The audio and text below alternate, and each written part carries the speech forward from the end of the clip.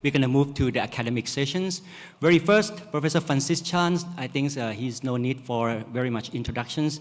And now, Professor Francis Chan is a professor of medicine from Hong Kong. He's a world-renowned not only for gastroenterology, but right now it's for the microbiota also. The first session is going to for review, year in reviews of gastroenterology 2024. Francis, please.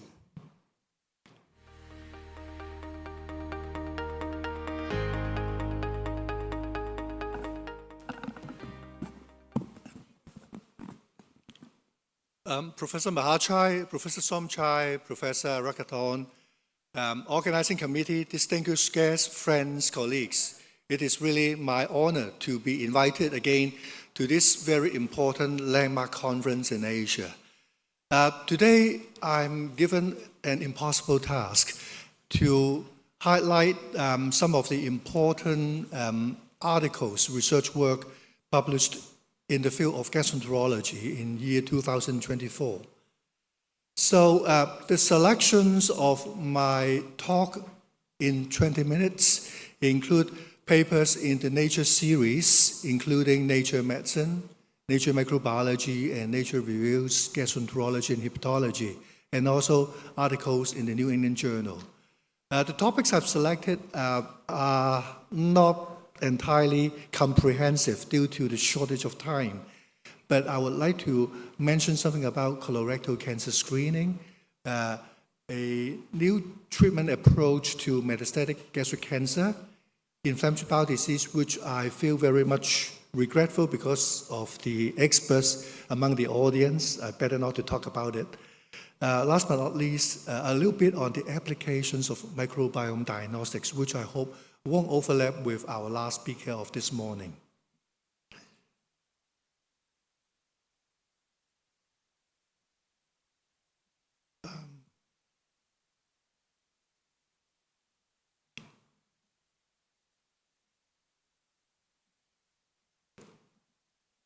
Okay, so the first work was a paper published in the New England Journal about the next generation multi-target stool DNA test for colorectal cancer screening.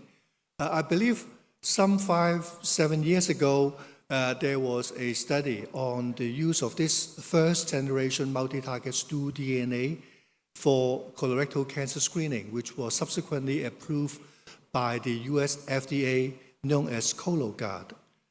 In the previous version of this multi-target stool DNA test, the sensitivity was around 92% for colorectal cancer and only 42% for advanced precancerous lesions, with specificity for advanced neoplasia of 87%. Now, this next generation multi-target stool DNA test includes new biomarkers that was designed to increase the specificity without decreasing sensitivity. So according to this study, which was published in the New England Journal, involving over 20,000 subjects, they were tested using this new generation multi-target stool DNA versus the standard fecal immunotest. Overall speaking, we can see that the sensitivity of this second generation test remained at over 93%. And at the same time, but for the precancerous lesion, the sensitivity is still unsatisfactory. It's only 43%, and comparing to the specificity of 90%.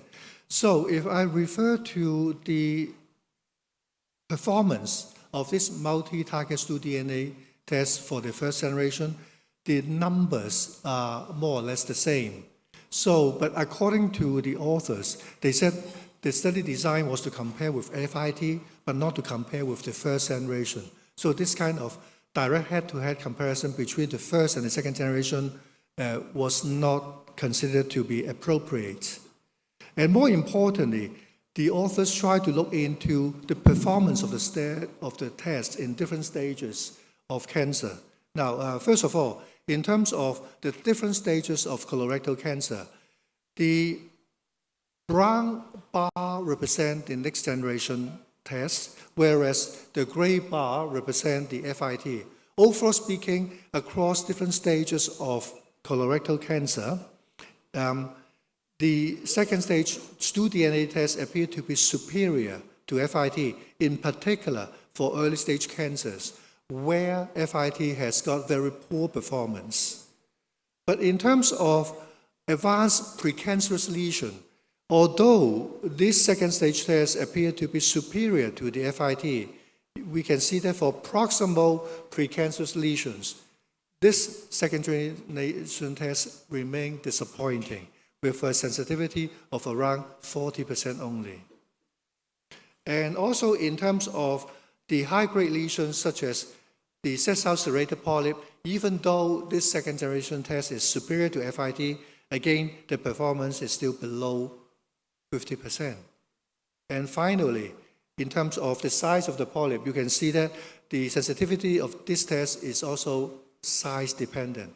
For smaller polyps, 1 to 2 centimeter, again, even though numerically it appears to be superior to FIT, but still, this is not going to be the perfect test. So this is something that we have to bear in mind.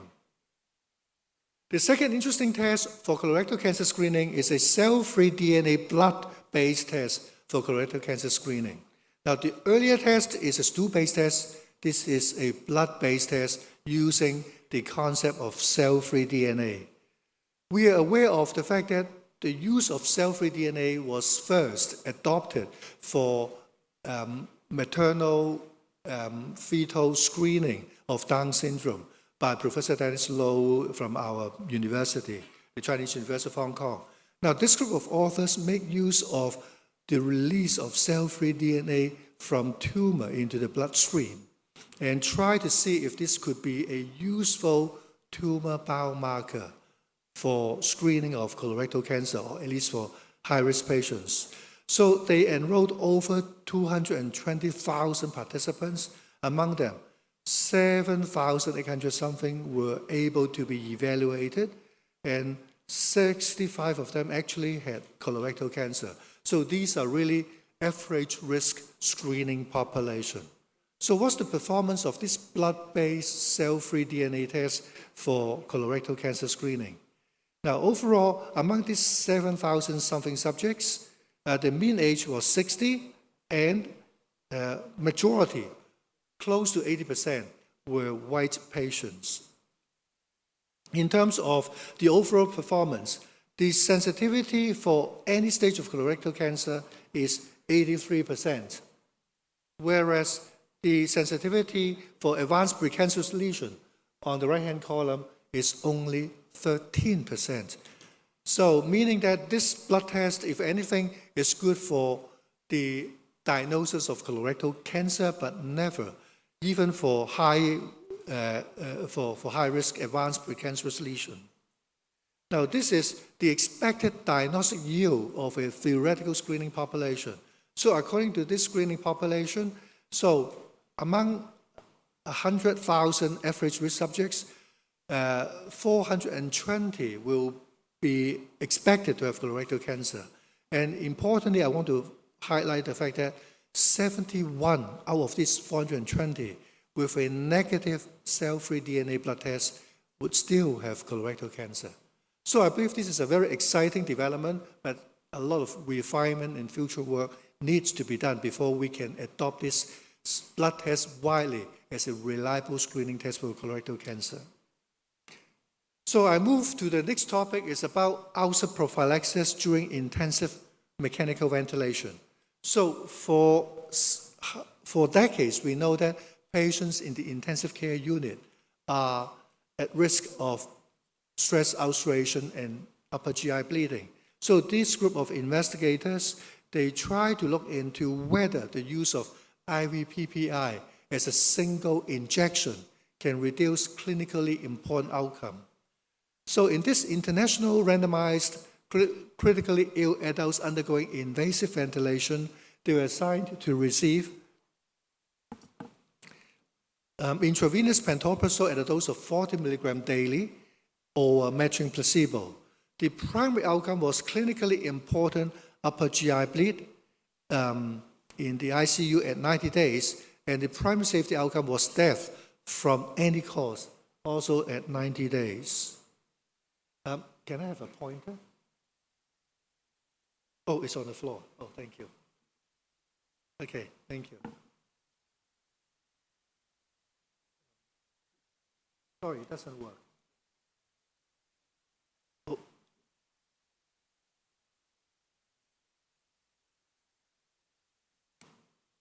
So, what about the primary efficacy and safety outcome?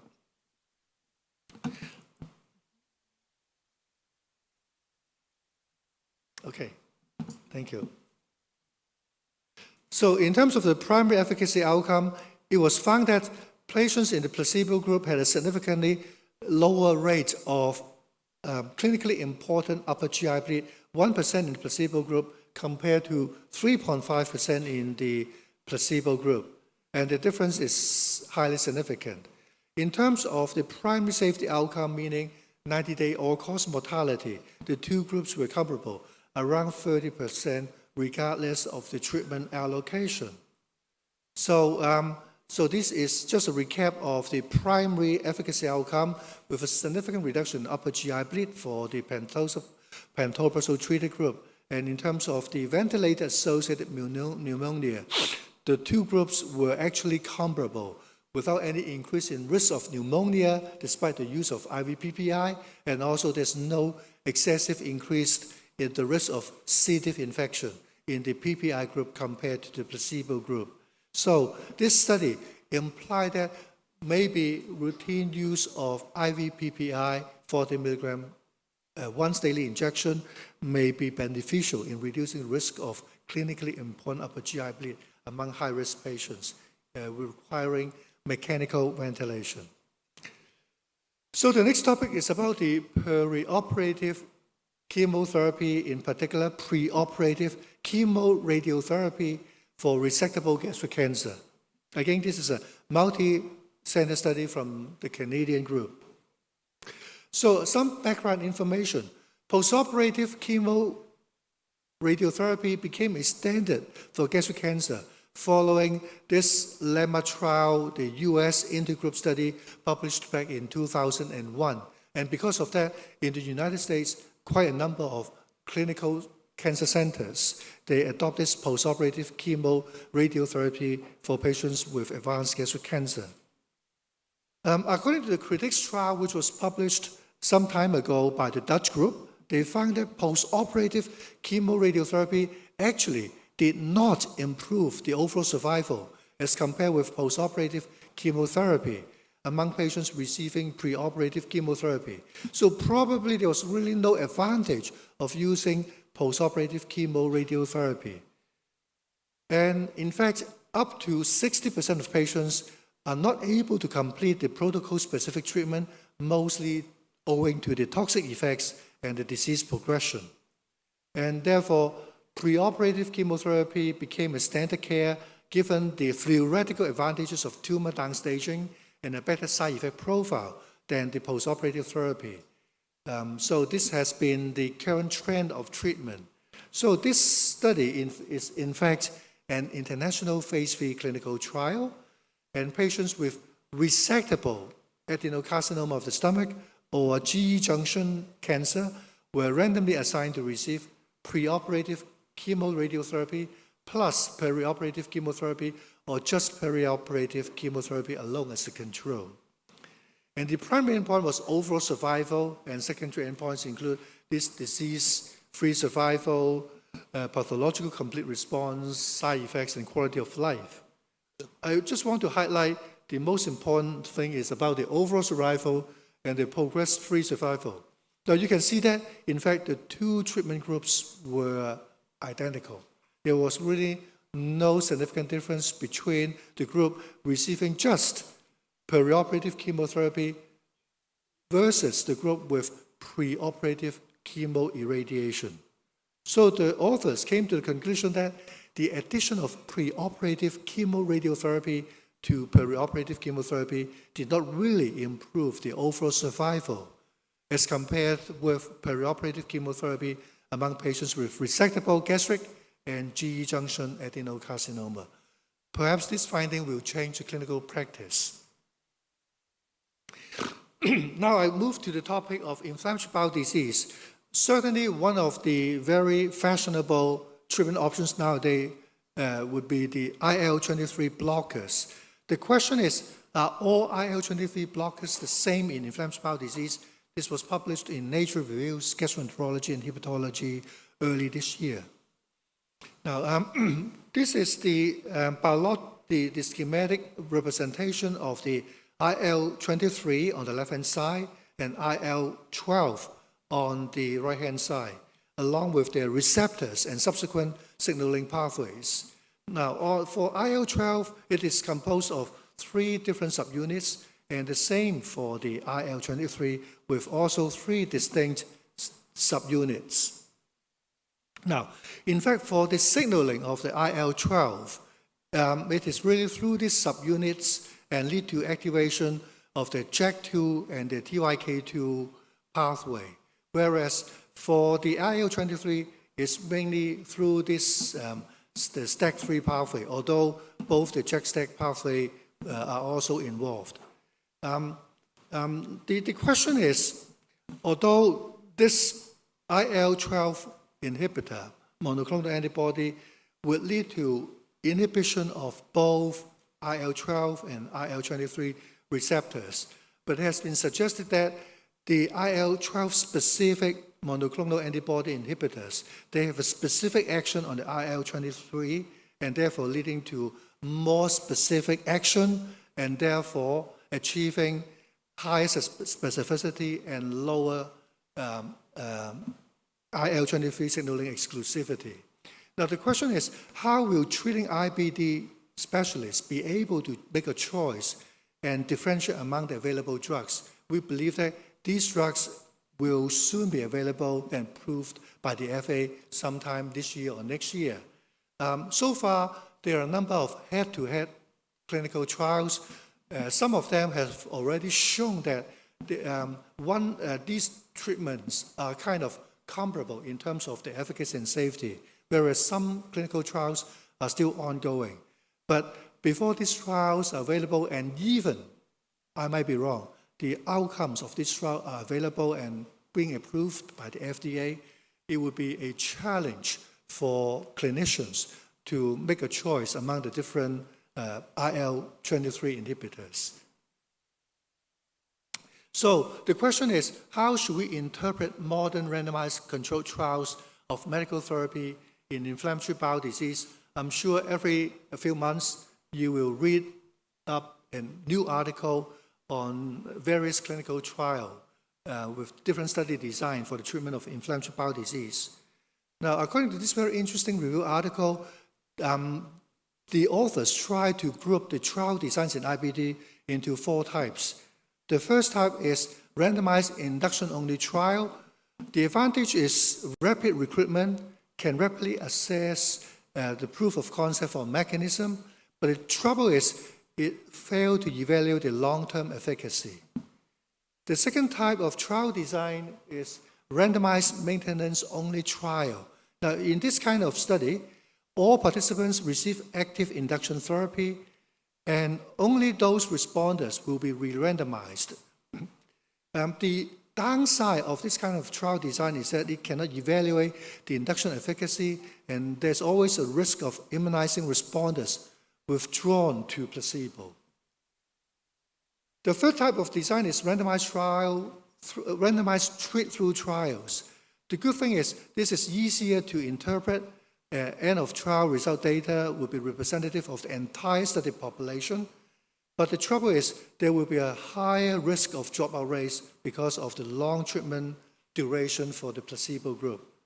Lastly, there is another type of design. It's called the responder re-randomization trial. Now, this mimics the real-world practice because patients will be randomized to active and placebo, and those with response will be re-randomized to another active drug, and those who failed in the placebo group after some time will receive open-label rescue therapy. But the downside of this approach is that there will be carryover effects of induction into the maintenance phase, and requires high patient numbers to ensure adequate maintenance responders will be included. So these are the current limitations of different clinical trial design in IBD study. So the authors actually propose that in the future, we may want to use different designs in order to address the limitations of the clinical trials for IBD. First of all, the authors propose that we need to have a qualification of the presence of mucosal inflammation by endoscopy at screening, and we should enroll all treatment-exposed patients, regardless of their ethnicity and the type of treatment. And instead of using the conventional statistical method, which invariably require a large number of patients, if we can use the Bayesian approach with this high probability, we might be able to reduce the sample size and also reduce the number of participants being exposed to placebo alone. And interestingly, they advocate this steroid tapering and management rules instead of using the physician's discretion to determine when and how far, how quick steroids should be tapered. And for non-responders, they advocate the use of extended induction therapy in order to minimize the percentage of non-responders. And those who are re-randomized in the responder group, for the clinical endpoint, for CD, they advocate the use this co-primary endpoint looking into both symptoms and endoscopic mucosal healing. And for UC, in addition to symptoms, one should also consider a composite endpoint using, for example, the Mayo score. So these are some of the proposals and new challenges for us to consider when we read a new clinical trial about the efficacy and safety of newer generations of IBD drugs. So, last but not least, I would like to come to the clinical applications of microbiome diagnostics. Now, for many years, autism spectrum disorder are linked to GI problems. And in fact, people have a lot of enthusiasm about the role of gut microbiota in the development of autism spectrum disorder. So in this interesting review article, which was published in late 2023, the authors tried to look into and review the literature about the gut microbiota, whether there would be a panel of microbial markers, microbial signatures for autism spectrum disorder. Now, according to this group of authors, they reviewed the literature and did not find any reliable panel of markers of microbial signatures for ASD because of three major confounding factors. First of all, about the general factors such as obesity, BMI, age, maternal factors, socioeconomic factors, all these are major confounding factors. And also with the trial design, previous studies, they have small sample size, limitations with the bioinformatics analysis, and the problem with the choice of control group. And also among the ASD children, their special restrictive diet, host genetics, and other factors will also become major confounders. So the authors came to this conclusion back in late 2023. I said late 2023, that there's really no reliable panel of microbial markers to make early diagnosis of ASD. Now, in fact, our group in the Chinese University some years ago already observed there was a difference between ASD versus typically developed children. But we acknowledge the limitations as mentioned by the group of authors published the work in the Nature Reviews. Therefore, in order to overcome this limitation, we actually constructed one of the largest discovery cohort of ASD and neurotypical children, with this discovery cohort of over 700 children, taking into consideration of the multiple confounders, and including not only male but also female subjects suffering from ASD. And then we validate the findings of this discovery cohort with multiple validation cohorts, some in the community and others in the hospital. And using this metagenomic sequencing, we built probably the world's largest data set of children with ASD and neurotypical children, with detailed profiling for multi-kingdom and function features of gut microbiome. And then we have identified more than 1,600 cases with more than 10,000 gigabase data. And using this AI deep learning, we were able to identify 31 multi-kingdom and functional gut microbiota markers for ASD. By multi-kingdom markers, we mean not limited to just the bacteria, but also fungi, viruses, archaea, and also the metabolomic pathways and certain genetic factors. And for these markers, we found that with this panel of 31 markers, we were able to achieve a sensitivity of 94% and specificity of 93% for early detection of ASD. And we have validated the performance of tests across different populations, for example, in the United States, in different parts of Asia, and also in mainland China, with comparable sensitivity, meaning that geographic location, ethnicity, and diet won't be any